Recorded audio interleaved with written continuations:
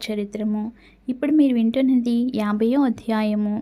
శ్రీ సాయి సచ్చరిత్ర మూలంలోని 50వ అధ్యాయము 39వ అధ్యాయంలో చేర్చుట జరిగినది. కారణము అందులోని ఇతివృత్తము కూడా ఇదియే కనుక సచ్చరిత్రలోని 51వ అధ్యాయం ఇచ్చట 50వ అధ్యాయంగా పరిగణించవలెను. భక్తులకు ఆశ్రయమైన శ్రీ సాయికి జయమగుగాక. వారు మన సద్గురువులు. వారు మనకు గీతార్థమును బోధించెదరు, మనకు సర్వశక్తులను కలుగచేయుదురు. ఓ సాయి, మా యందు కనికరించుము, మమ్ము కటాక్షింపుము. చందన వృక్షములు మలయ పర్వతముపై పెరిగి వేడిని పోగొట్టును. మేఘములు వర్షమును కురిపించి చల్లదనము కలుగచేయుచున్నవి. వసంత ఋతువునందు పుష్పములు వికసించి అవి దేవుని పూజ చేయుటకు వీలు కలుగచేయుచున్నవి. అట్లనే సాయిబాబా కథలు మనకు ఊరటను సుఖశాంతులను కలుగచేయుచున్నవి. సాయి కథలు చెప్పువారును వినువారును ధన్యులు పావనులు. చెప్పువారి నోరును వినివారి చెవులును పవిత్రములు. కాకా సాహెబ్ దీక్షిత్ మధ్య పరగణాలలోని కాండ్వా గ్రామమందు నాగర బ్రాహ్మణ కుటుంబంలో హరి సీతారాం ఉరఫ్ కాకా సాహెబ్ దీక్షిత్ జన్మించెను. ప్రాథమిక విద్యను ఖండ్వా, హింగన్ ఘాట్లలో పూర్తి చేశాను. నాగ్పూర్లో మెట్రిక్ వరకు చదివాను.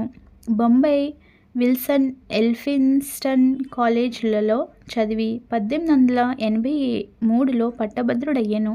న్యాయవాది పరీక్షలో కూడా ఉత్తీర్ణులై లిటిల్ అండ్ కంపెనీలో కొలువునకు చేరెను. తుదకు తన సొంత న్యాయవాదుల కంపెనీ పెట్టుకొనెను. 1909కి ముందు సాయిబాబా పేరు కాకా సాహెబ్ దీక్షిత్కు తెలియదు. అటు పిమ్మట వారు బాబాకు గొప్ప భక్తులైరి. ఒకానొకప్పుడు లోనావాలాలోనున్నప్పుడు తన పాత స్నేహితుడగు నానాసాహెబ్ చాందోర్కర్ను చూచెను. ఇద్దరును కలిసి ఏవో విషయములు మాట్లాడుకొనిరి. కాకా సాహెబ్ తాను లండన్లో రైలుబండి ఎక్కుచుండగా కాలు జారి పడిన అపాయమును గూర్చి వర్ణించెను.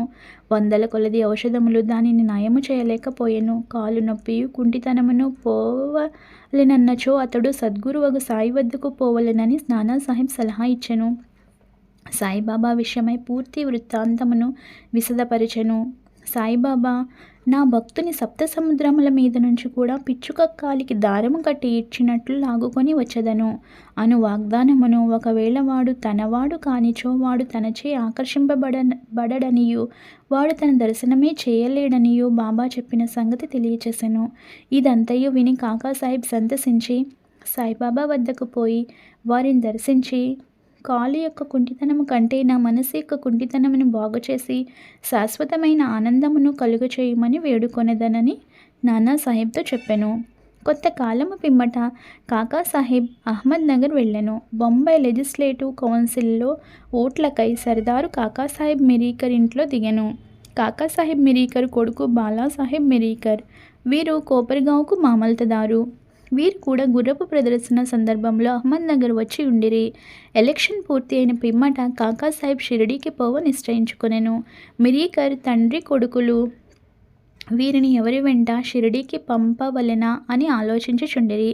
షిరిడీలో సాయిబాబా వీరిని ఆహ్వానించుటకు సిద్ధపడుచుండెను. అహ్మద్ నగర్లో ఉన్న శ్యామ మామగారు తన భార్య ఆరోగ్యం బాగా లేదనియు శ్యామను తన భార్యతో కూడా రావలసినదనియు టెలిగ్రామ్ ఇచ్చిరి. బాబా ఆజ్ఞను పొంది శ్యామ అహ్మద్ నగర్ చేరి తన అత్తగారికి కొంచెం నయముగానున్నదని తెలుసుకొనెను. మార్గంలో గుర్రపు ప్రదర్శనకు పోవుచున్న నానాసాహెబ్ పాన్సే, అప్పాసాహెబ్ గద్రే శ్యామను కలిసి మిరీకర్ ఇంటికి పోయి కాకాసాహెబ్ దీక్షిత్ని కలిసి వారిని షిరిడీకి తీసుకొని వెళ్ళమనిరి. కాకాసాహెబ్ దీక్షిత్కు మిరీకర్లకు శ్యామ అహ్మద్ నగర్ వచ్చిన విషయం తెలియచేసిరి. సాయంకాలం శ్యామ మిరీకరుల వద్దకు పోయెను. వారు శ్యామకు కాకాసాహెబ్ దీక్షిత్తో పరిచయం కలుగజేసిరి. శ్యామ కాకాసాహెబ్ దీక్షిత్తో కోపర్గాంకు ఆనాటి రాత్రి 10 గంటల రైలులో పోవలెనని నిశ్చయించిరి. ఇది నిశ్చయించిన వెంటనే ఒక వింత జరిగెను. బాబా యొక్క పెద్ద పటము మీది తెరను బాలాసాహెబ్ మిరీకర్ తీసి దానిని కాకాసాహెబ్ దీక్షిత్కు చూపెను.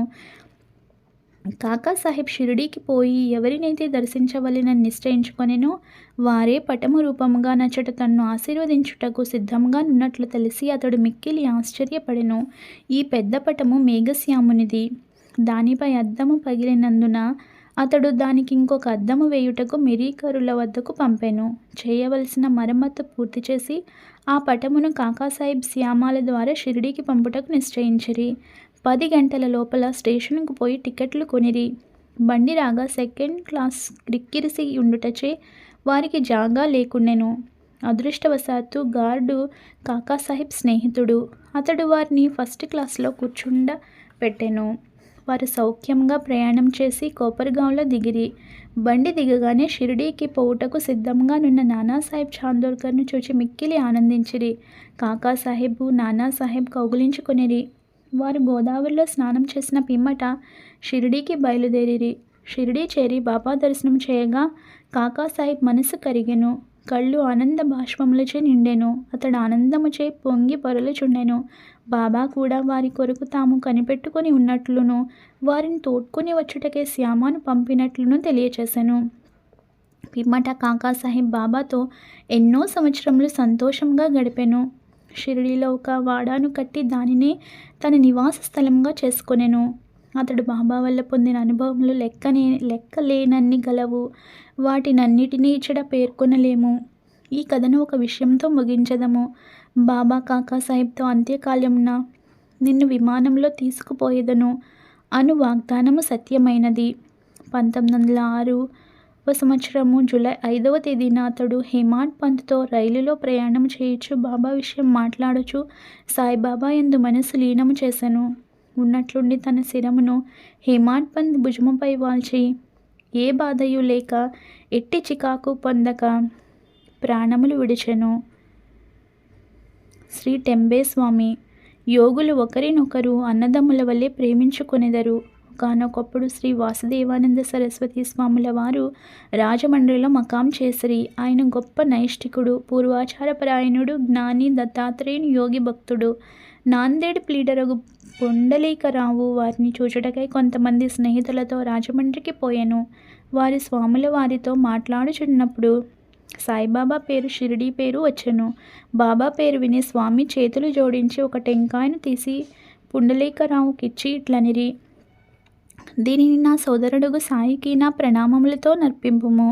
నన్ను మరువవద్దని వేడుము. నా యందు ప్రేమ చూపుమనుము. ఆయన స్వాములు సాధారణంగా ఇతరులకు నమస్కరించరనియు, కానీ బాబా విషయమున ఇది ఒక అపవాదమనియు చెప్పెను. పుండలీకరావు ఆ టెంకాయను సమాచారమును షిరిడీకి తీసుకొని పోవుటకు సమ్మతించెను. బాబాను స్వామి సోదరుడనుట సమంజసముగా నుండెను. ఏలన బాబా వలె వారును రాత్రింపవళ్ళు అగ్నిహోత్రమును వెలిగించి ఉంచిరి. ఒక నెల పిమ్మట పుండలీకరావు తదితరులను షిరిడీకి టెంకాయను తీసుకొని వెళ్ళిరి. వారు మన్మాడు చేరిరి. దాహం వేయుటచే ఒక సెలయేరు కడకు పోయిరి. పరగడుపున నీళ్లు త్రాగకూడదని కారపు అటుకులు ఉపహారం చేసిరి. అవి మిక్కిలి కారంగా ఉండుటచే టెంకాయను పగులగొట్టి దాని కోరును అందులో కలిపి అటుకులను రుచికరంగా చేసిరి. దురదృష్టము కొలది ఆ కొట్టిన టెంకాయ స్వాముల వారు పుండలీకరావుకి ఇచ్చినది. షిరిడీ చేరున్నప్పటికీ పుండలీకరావుకి ఈ విషయం జ్ఞప్తికి వచ్చెను. అతడు మిగుల విచారించెను. భయంచే వణకుచూ సాయిబాబా వద్దకేగెను. టెంకాయ విషయం అప్పటికే సర్వజ్ఞుడగు బాబా గ్రహించెను. బాబా వెంటనే తన సోదరుడగు టెంబేస్వామి పంపించిన టెంకాయను తెమ్మనెను. పుండలీకరావు బాబా పాదములు గట్టిగా పట్టుకుని తన తప్పును అలక్ష్యమును వెళ్ళిబుచ్చుచు పశ్చాత్తాపడుచు బాబాను క్షమాపణ వేడెను. దాని బదులు ఇంకొక టెంకాయను సమర్పించదనెను. కానీ బాబా అందులకు సమ్మతించలేదు. ఆ టెంకాయ విలువ సాధారణ టెంకాయకెన్నో రెట్లనియు దాని విలువకు సరిపోవునది ఇంకొకటి లేదనియు చెప్పుచూ నిరాకరించెను. ఇంకను బాబా ఇట్లనెను: ఆ విషయమై నీవేమాత్రము చింతింపనవసరం లేదు. అది నా సంకల్పం ప్రకారం నీకివ్వబడెను. తుదకు దారిలో పగులగొట్టబడెను. దానికి నీవే కర్తవని అనుకొననేలా. మంచిగాని చెడ్డగాని చేయుటకు నీవు కర్తవని అనుకొనరాదు.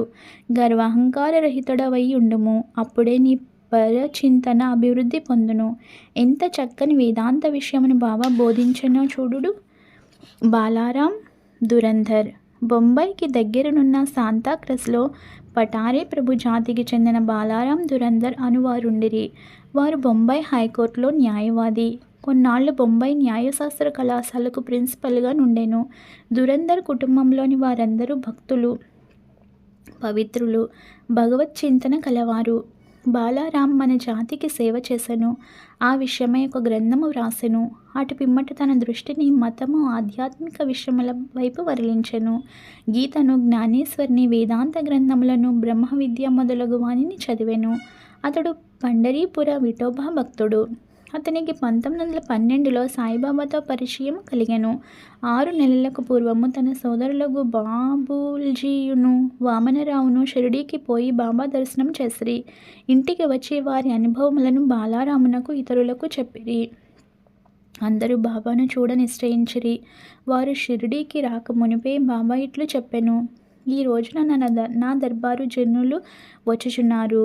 దురంధర సోదరులు తమ రాకను బాబాకు తెలియజేయనప్పటికీ బాబా పలికిన పలుకులు ఇతరుల వలన విని విస్మయ చెందిరి.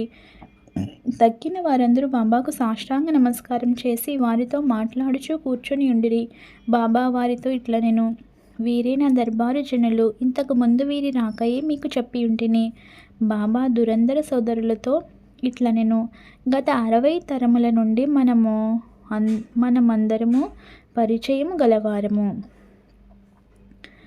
సోదరులందరూ వినయ విధేయతలు గలవారు. వారు చేతులు జోడించుకొని నిలిచి బాబా పాదముల వైపు దృష్టిని నిగడించరి. సాత్విక భావములు అనగా కళ్ళ నీరు కారుట, రోమాంచము, వెక్కుట, గొంతుక ఆర్చుకొని పోవుట మొదలుగునవి వారి మనసులను కరిగించెను. వారందరూ ఆనందించిరి. భోజనానంతరము కొంత విశ్రమించి తిరిగి మసీదుకు వచ్చిరి. బాలారాం బాబాకు దగ్గరగా కూర్చొని బాబా పాదములొత్తుచుండెను. బాబా చిలుము త్రాగుచు దానిని బాలారామునకిచ్చి పీల్చుమనెను. బాలారాం చిలుము పీల్చుటకు అలవాటు పడి ఉండలేదు. అయినప్పటికీ దానిని అందుకొని కష్టంతో పీల్చెను. దానిని తిరిగి నమస్కారములతో బాబాకు అందచేసెను. ఇదియే బాలారామునకు శుభ సమయము. అతడు 6 సంవత్సరముల నుండి ఉబ్బసము వ్యాధితో బాధపడుచుండెను. ఈ పొగ అతని వ్యాధిని పూర్తిగా నయం చేసెను. అది అతనిని తిరిగి బాధపెట్టలేదు. 6 సంవత్సరముల పిమ్మట ఒకనాడు ఉబ్బసము మరల వచ్చెను. అదే రోజు అదే సమయమందు బాబా మహాసమాధి చెందెను. వారు షిరిడీకి వచ్చినది గురువారము.